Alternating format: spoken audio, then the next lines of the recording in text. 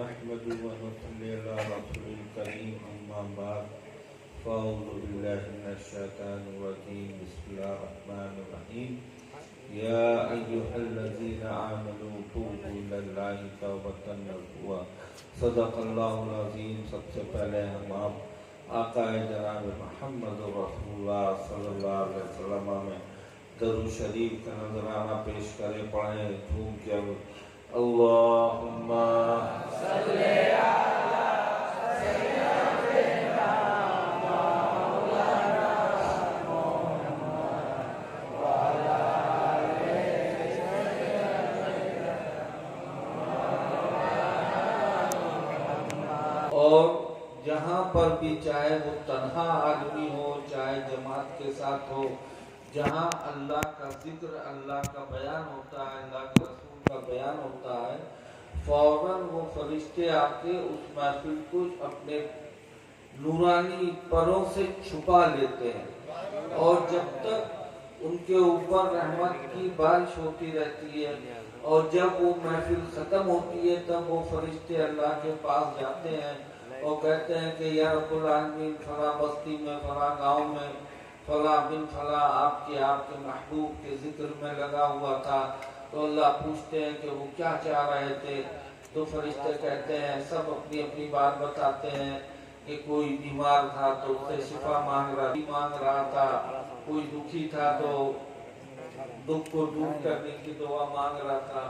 کوئی بے اولاد تھا تو اولاد مانگ رہا تھا. ایسے ہی سب فرشتے اللہ کے دربار میں پیش کرتے ہیں. پھر اس کے بعد ایک فرشتہ کہتا ہے یا رب العالمین یہ باتیں تو سب کی ایک الگ الگ باتیں ہیں، مگر ایک بات پوری اجتماعی ہے، جتنے محفل میں عورت مرد تھے سب ایک تمنا لے کے بیٹھے ہوئے تھے کہ مرنے کے بعد اللہ ہماری مغفرت فرما دے.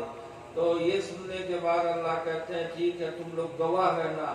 جتنے لوگ اس جلسے میں آئے تھے اس محفل میں آئے تھے سب کی ہم نے مغفرت فرما دی. پھر اس کے بعد ایک فرشتہ اٹھتا ہے، کہتا ہے یا رب العالمین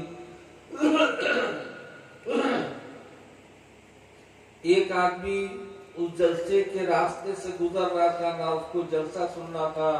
نہ وہ جلسے سے کوئی رشتہ رکھے ہوئے تھا، خالی راستے سے گزر رہا تھا، آپ نے اس کی بھی مغفرت فرما دی. تو اللہ کہتے ہیں کہ بے شک وہ جلسہ ہی میرے اور میرے محبوب کا ہے، جو اس راستے سے گزرتا ہے اس کی بھی مغفرت فرماتا ہے. اب دیکھیں کہ یہ کل سے ماشاءاللہ آج تک یہاں پہ قرآن حدیث بیان ہوا،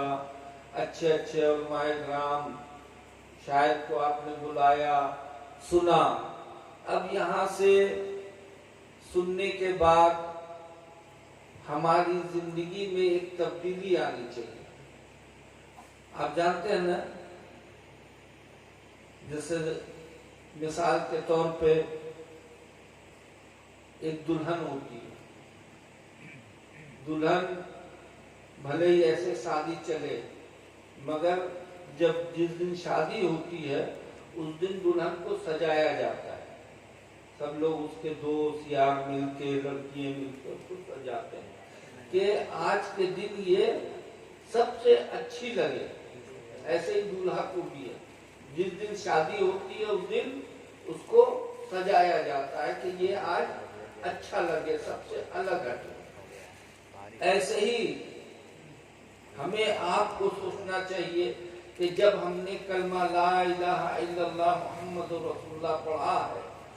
تو اب ہماری زندگی کیسے سنورے گی، کیسے جو ہے ہم اپنے آپ کی اپنی روح کو خوبصورت بنائیں گے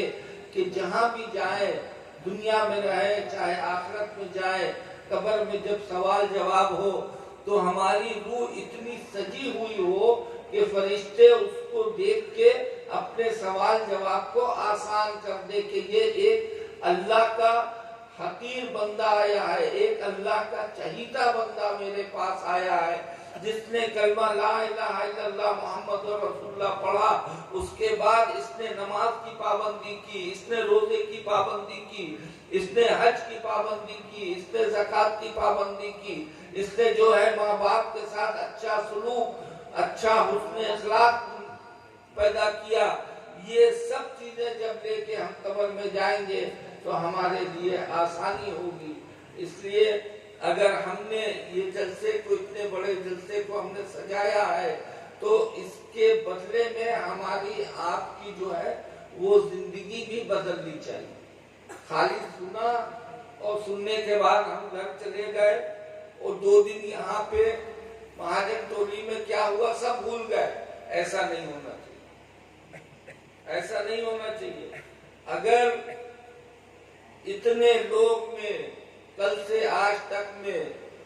سنا اور سننے کے بعد اس پہ عمل کر لیا،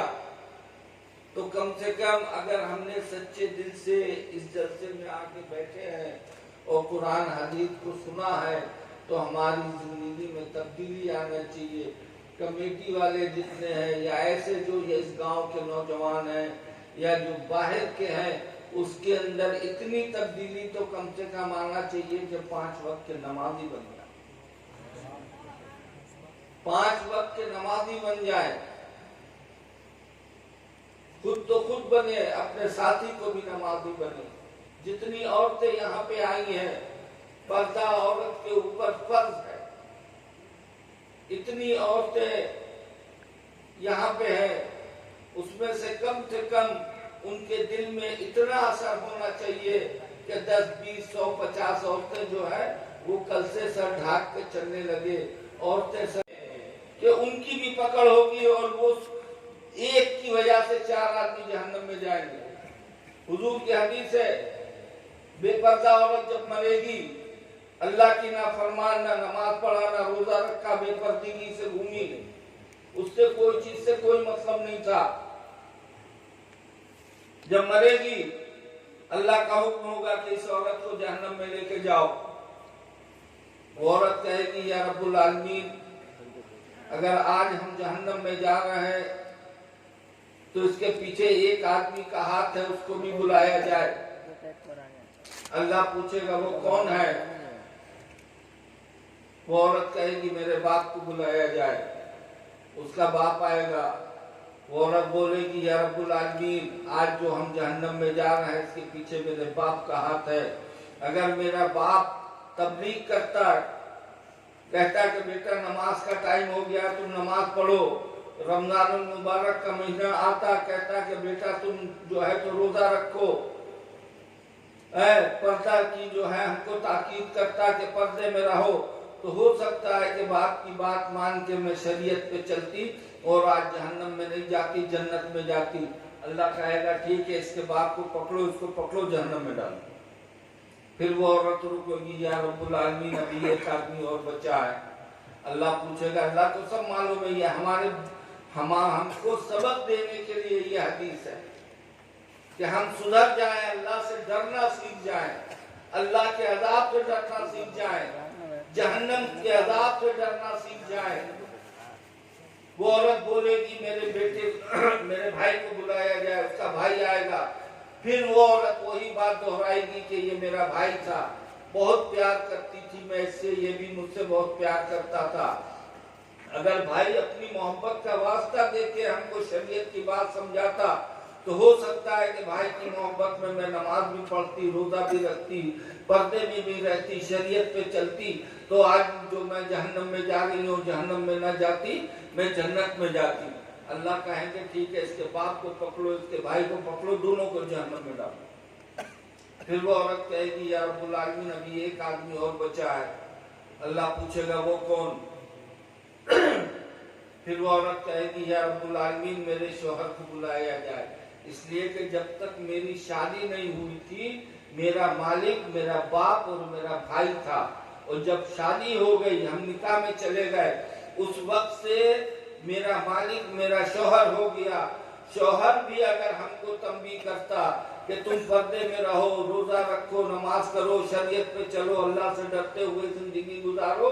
تو شوہر کی محبت میں میں سب کچھ کرتی، مگر شوہر نے بھی مجھ کو جو ہے وہ تبلیغ نہیں کی اور مجھ کو بائک پہ بے پردہ گھماتا تھا، خوب میک اپ کرا کے اپنے دوستوں کے سامنے لے جا کے بیٹھالتا تھا، ان کے ساتھ ہوٹلوں میں کھانا کھلاتا تھا، ان کے سامنے جو ہے ہنسی مذاق کرتا تھا، ان کے ساتھ جو ہے وہ چائے پلاتا تھا، اس نے تو اور ہماری زندگی کو دوبھر بنا دیا تھا۔ اللہ کہیں گے ٹھیک ہے، اس کے باپ کو پکڑو، بھائی کو پکڑو، شوہر کو پکڑو، اس کو سب کو جو ہے لے جا کے جہنم میں ڈال دو۔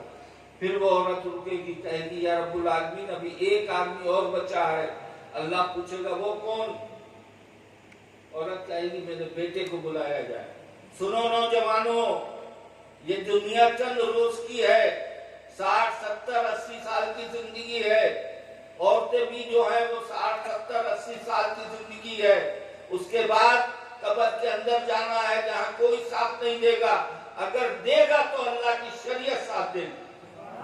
اللہ پہ چلو گے، اللہ سے ڈر کے چلو گے تو اللہ وہاں پہ ساتھ دیں گے۔ ہمارے رسول کا واسطہ رہے گا، رسول کی سچی محبت اگر دل میں تم رکھتے ہوئے شریعت پہ چلو گے،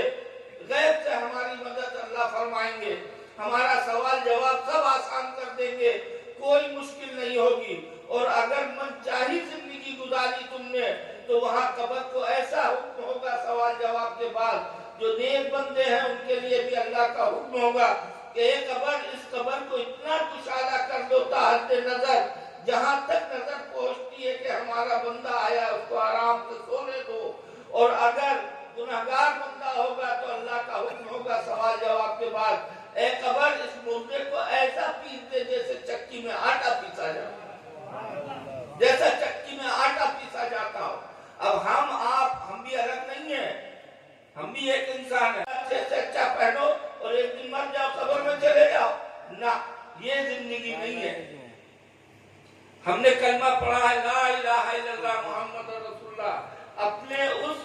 1,24,000 انبیاء علیہ السلام آئے۔ یہ ہماری آپ کی خوش نصیبی ہے کہ بڑے بڑے انبیاء علیہ السلام نے دعا فرمایا تھا کہ یا رب العالمین ہمیں اپنے پیارے نبی محمد صلی اللہ علیہ وسلم کی امت میں پیدا کر۔ آج ہم اپنے پیارے نبی کی امت میں بغیر دعا کیے ہوئے پیدا ہو گئے ہیں، یہ بہت بڑی خوش نصیبی ہے ہماری آپ، یہ بہت بڑی خوش نصیبی ہے۔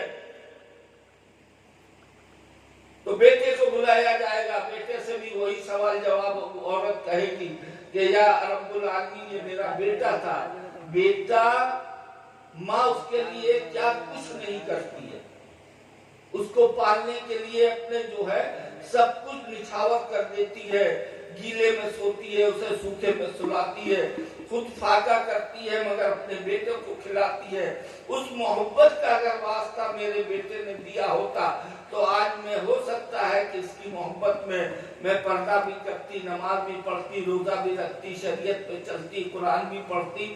سب کچھ کر کے آج میں ایک سچا مسلمان بنتی، مگر میرے بیٹے نے بھی تبلیغ کبھی نہیں کیا ہم کو، جس کی وجہ سے آج ہم جہنم میں جا رہے ہیں۔ اللہ کا حکم ہوگا کہ